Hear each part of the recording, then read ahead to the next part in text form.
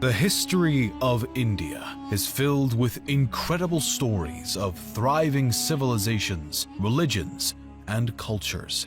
Dating all the way back to the Paleolithic Age, India's civilization is one of the oldest that we know and has played a part on the world stage for centuries, and even still today. While it is impossible to truly capture all of India's history in one video, it still serves as a worthy topic to delve into. Evidence of cave paintings and stone tools have revealed that the first signs of human activity in India can be traced back to somewhere between 400,000 and 200,000 BC.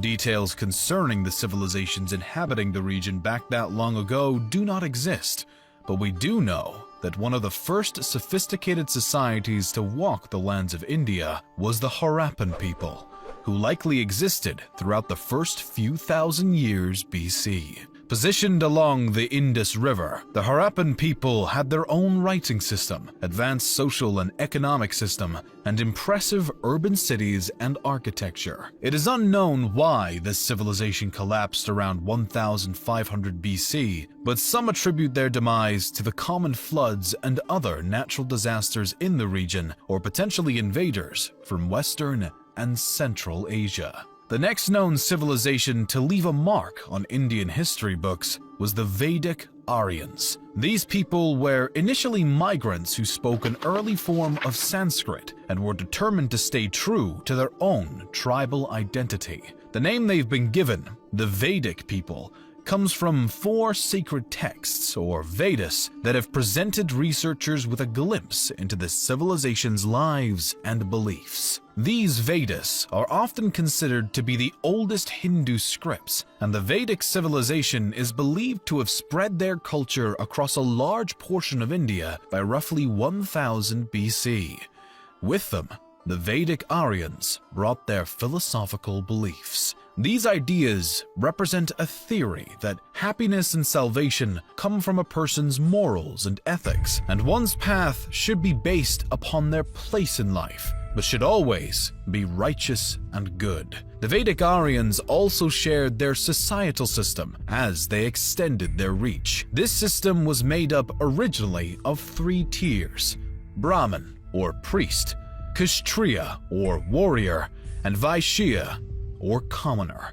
The Aryans continued to spread their tribal settlements across India throughout the following centuries as their own civilization grew and flourished in both culture and trade. A series of 16 individual settlements or states spanned across northern India, including the Gandhara, Kosala, Kuru, and the Magadha. The latter particularly flourished under the rule of Chandragupta Maurya during the 4th century BC as it began to expand, and its leader grew his own authority and worked to form the Mauryan Empire, which is believed to be the first Indian imperial power. The Mauryan Empire established its capital in Pataliputra, near modern-day Patna, and constructed extraordinary temples, libraries, palaces, and even a university. The empire's trade success was impressive, and it maintained a remarkable governmental system and strong army. By the time of the 3rd emperor, the grandson of Chandragupta, a stance of non-violence was taken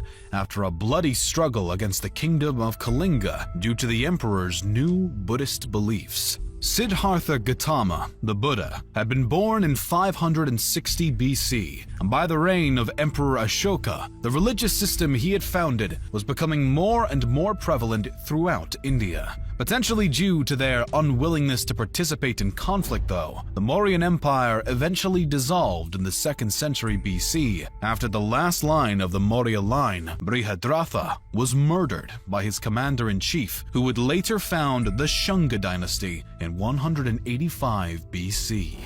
Despite the fact that Brihadratha's assassin Pushyamitra was rumored to have persecuted Buddhists, it appeared that Buddhism faced no decline concurrent with his rise to power. During Pushyamitra's reign, his kingdom maintained authority over a series of provinces as he stood his ground against other powers attempting to expand their territory towards his own. After the monarch's death, though, his dynasty seemed to have fallen in terms of importance. The dynasty is not known to have done anything notably relevant, and their control was short-lived. A variety of settlements and invading powers controlled India at this time, one being the Kushana kingdom, known for their significant trade involvement with Chinese, Persian, and Roman empires along the Silk Road. One Kushana ruler, Kanishka, in the 1st century AD, also converted to Buddhism and helps to further the religion throughout the region. In 75 AD, the Kushana kingdom marked a new era, the Shaka era. A bit of distance from the Kushanas in the south, a handful of other powers rose, fell, and fought for supremacy amongst each other.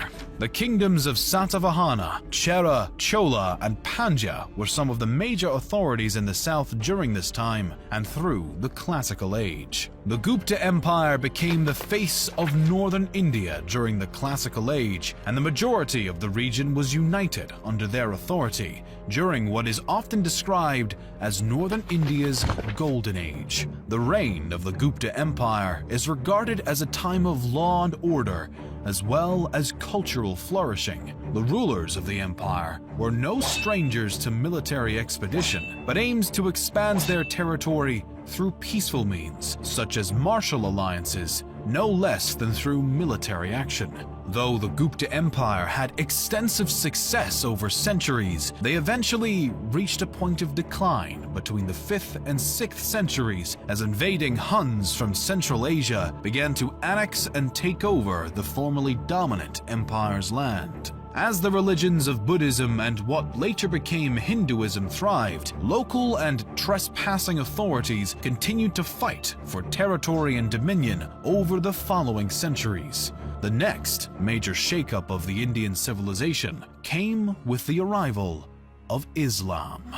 Muslim invaders began to send missions to India the century after the death of the Prophet Muhammad. A series of Muslim sultans began to lead expeditions into India, claiming places such as Sindh, Multan, and Somnath. These incursions brought the defeat of native kingdoms and the destruction of Hindu temples along the way. The Rajputs stood as one of the most determined defenders against Sultan invaders, but they were ultimately defeated in 1192 by Muhammad Ghori and his forces. As Islam began to work its way into India, other previously principal religions, such as Buddhism, began to decline.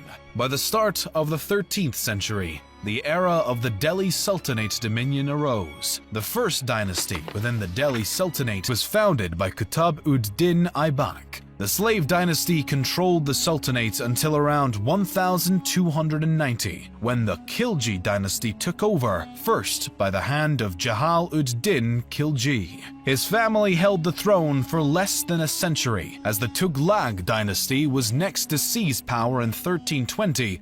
The Tughlaq dynasty technically retained power until 1412, but matters were complicated by the incursion led by Timur in 1398 into Delhi. As the Tughlaq dynasty weakened, the Sayyid dynasty replaced them, starting in 1414.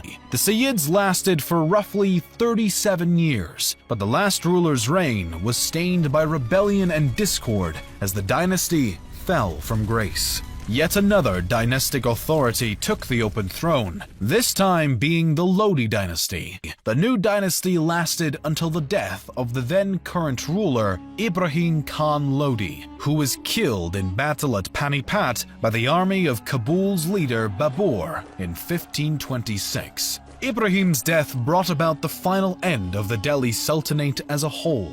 Now free of competition from the Lodi dynasty, Babur established the Mughal dynasty, which would end up becoming one of the greatest throughout history. The original Turkic-Mongol imperial power ruled a vast majority of India for over 2 centuries and brought about significant cultural growth and architectural achievements, including the Great Taj Mahal. Despite their immense success, the Mughal Empire began its decline around the start of the 18th century, as revolt after revolt began to shake the foundations of the widespread power, alongside threats from the Marathas and the British. The British East India Company had actually already been in the region for some time, but the situation with the British started to escalate not long after the Mughals fell. By 1857, India displayed increasing control by the East India Company, and the locals were having none of it. What began as a simple revolt by Indian soldiers in Meerut quickly blew up into a widespread rebellion and became known as the Indian Mutiny of 1857. This rebellion later would be called the First War of Indian Independence, and even though the British were able to quell the revolt after a matter of months, it inevitably had lasting impacts.